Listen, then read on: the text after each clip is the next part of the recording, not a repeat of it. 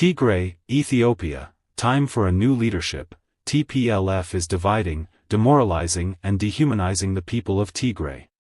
From the World Peace Foundation, by Alex de Waal and Mulugeta Gebrehiwot Berhe, November 3, 2025.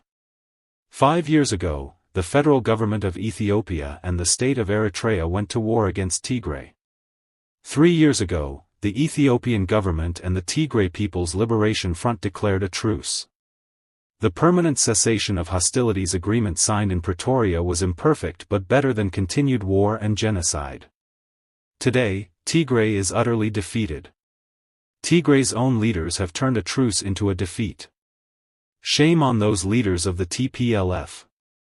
Shame on them for betrayal, venality, selfishness and short-sightedness. In 2020, the TPLF led Tigray into the war, a war not of its own making, but a war that it could have avoided or at least prepared for. From November 2020 to November 2022, Tigray lost 1 in 6 of its people from war and war crimes including starvation and disease. The basic social and economic infrastructure of the region including public and privately owned businesses were destroyed. Reconstruction costs are estimated at more than $30 billion. Hundreds of thousands of women and girls were raped. The psychosocial trauma has incalculable costs. The number of casualties mean that Tigray faces a missing generation. During 8 months of occupation, the people of Tigray organized a resistance and escaped from the horrors. The TPLF followed the people. The victory of July 2021 was a people's victory. The TPLF had the opportunity to redeem itself and to recognize the leadership of the Tigrayan people. But when the TPLF should have been humble and should have subjected their own performance to critical scrutiny, instead they claimed the triumph as their own. They then squandered the solidarity and sacrifice of the people and goodwill of their friends by reckless military adventurism. After another year of needless bloodshed and starvation, for which they were not the chief culprit, but neither were they innocent, the TPLF sued for peace. The permanent cessation of hostilities agreement was the TPLF's second opportunity to redeem itself. Again, it squandered the opportunity. 3 years on, there is no functioning government in Tigray. Civil servant salaries have not been paid for 16 months. Tigrayan generals have teamed up with others, including Eritreans, in illegal mining, human trafficking, and other forms of illicit trade. There is no progress on reconstruction. There is not even a proper humanitarian aid program. In the past, faced with war and hunger, Tigrayans did their utmost to come together and solve their problems. Today their leaders have descended into petty infighting and pointing the finger at everyone except themselves. There is a real threat of another war, and instead of doing their utmost to prevent such a calamity, each senior member of the TPLF and other splinter groups is scheming for how to position himself or herself to gain personal benefit. Abiy Ahmed, Isaias Afwerki and their allies, subordinates and minions committed the crime of genocide against the people of Tigray. Genocide is a crime perpetrated with the intent to destroy a people, as such, in whole or in part. It does not require the perpetrator to kill all or most of the targeted people. It requires them to destroy the group as a group, a moral community bound together by shared values and practices, a people who believe in their future. According to Raphael Lemkin, who invented the term, the crime of genocide consists of 2 parts. Stage 1 is the destruction of the target group's social, political, and cultural identity, and Stage 2 is the imposition of the socio-political pattern of the perpetrator. The pattern of Isaias and Abiy is a division, demoralization and dehumanization. 3 years after active fighting and massacres finished, the TPLF is completing the job of dividing, demoralizing and dehumanizing the people of Tigray. It is collaborating in the ongoing genocide of their own people. The TPLF senior officials and those who have splintered from them should be utterly ashamed. They have betrayed the people's trust. It is time for them to go. What is to be done? Those responsible for the war crimes, the genocide, and the crimes and betrayals since the end of the war, will be called to account. If they are not called to answer before a court of law, they will be judged by the court of history. let the high-ranking politicians in Tigray take this final chance to find redemption and be remembered in history for their virtues and not their vices. We propose the following 3 steps. First, all Tigrayan party leaders, senior officials and military officers should disavow any military alliance with war makers in Addis Ababa or Asmara. If Abiy Ahmed or Isaias Afwerki want another war, let them not fire a single bullet on Tigrayan territory and not shed a single drop of Tigrayan blood.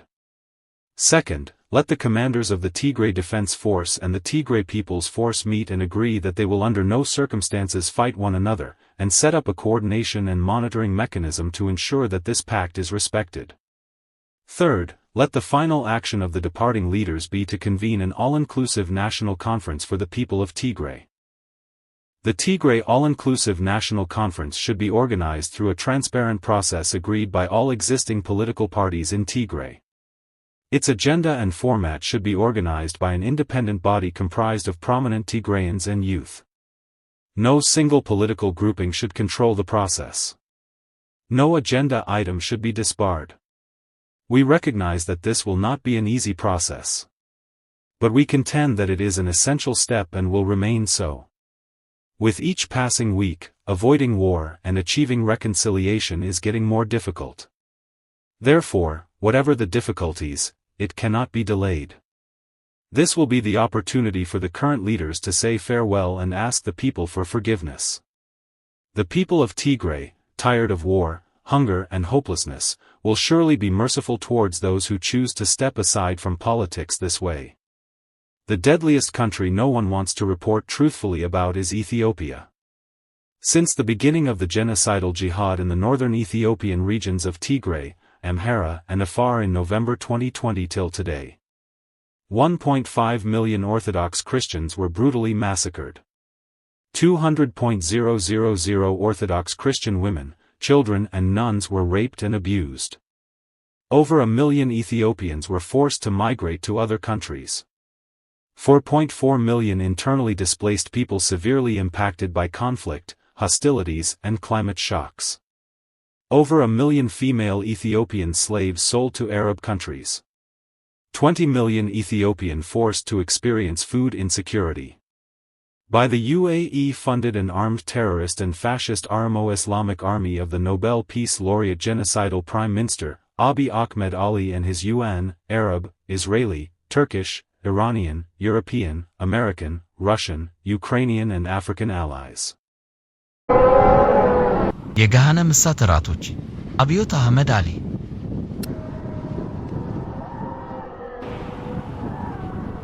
አቲቴ ዝናሽ ታያቸው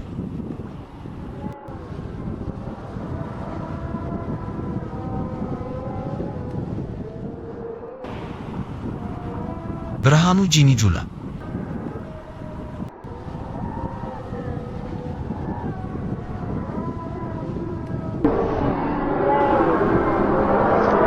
ሌንቹ ዋቲ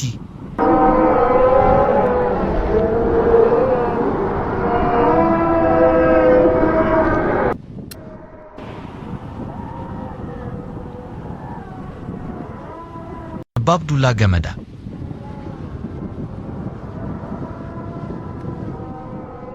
ሽመልስ ብዱሳ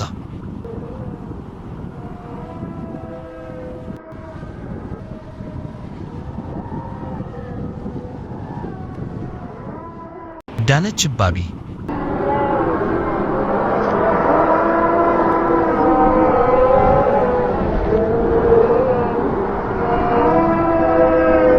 ጆርጂኒ መሐመድ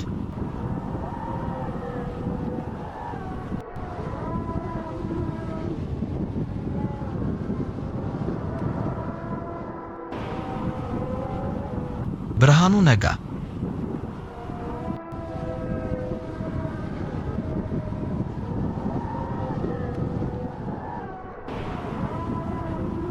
እስክንድር ነጋ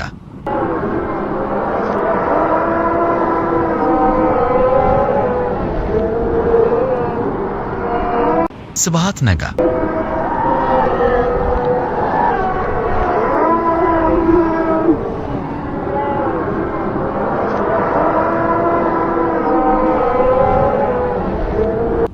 ጌታቸው ረዳ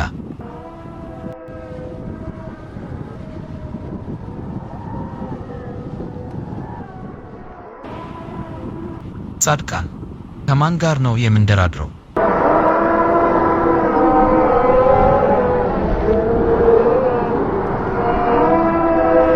ፈትለወርቅ ገብሬ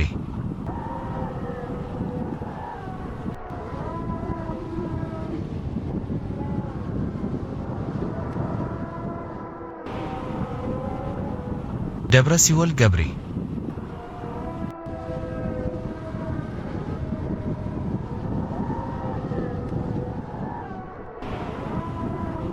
ኢሳያስ አፈወርቂ አብደላ ሐሰን